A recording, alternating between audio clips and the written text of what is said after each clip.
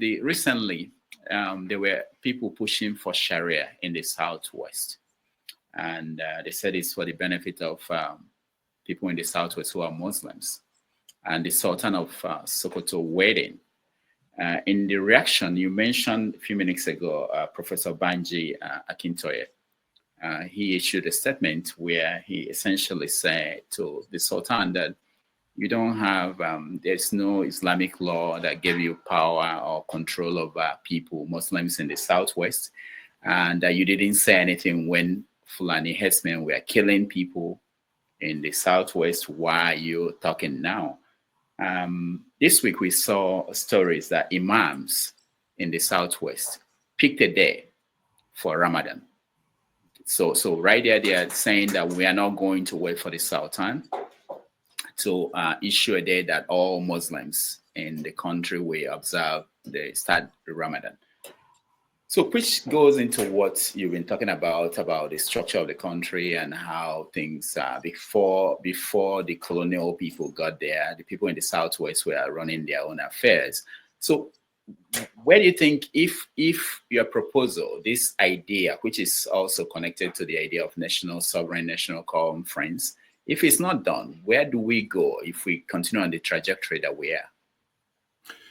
Well, you see, these things are all a product of a winner-takes-all system, where you concentrate power at the center through this, what I've called the Apple Union, this upside-down house.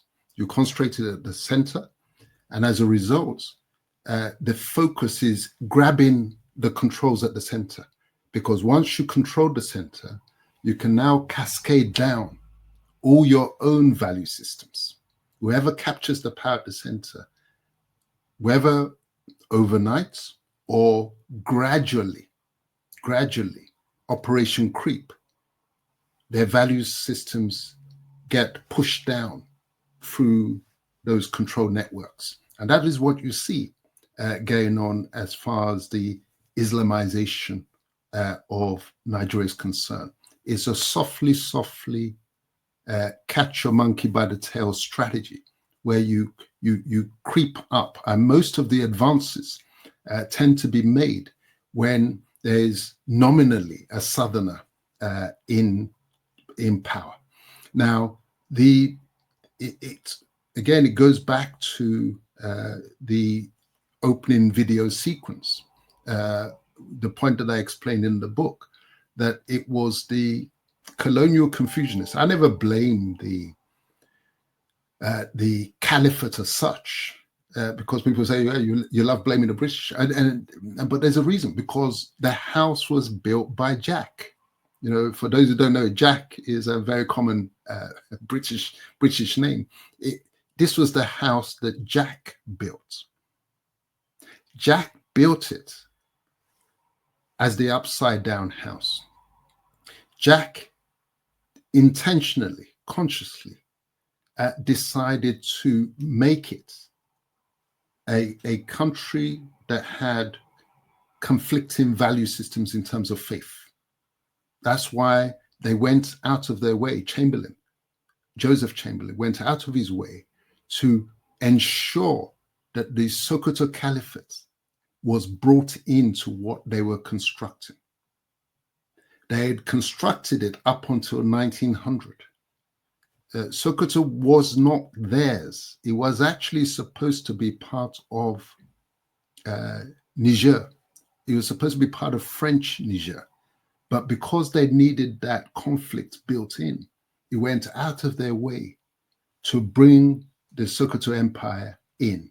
And worse than that, they conquered Sokoto first. Having conquered Sokoto, they now replaced the leadership of the Sokoto Caliphate and they converted the Sokoto Caliphate into what was really the British Caliphate, in a sort of Anglo-Caliphate alliance. And that is why on the cover of the book, you see that star with the crown inside it.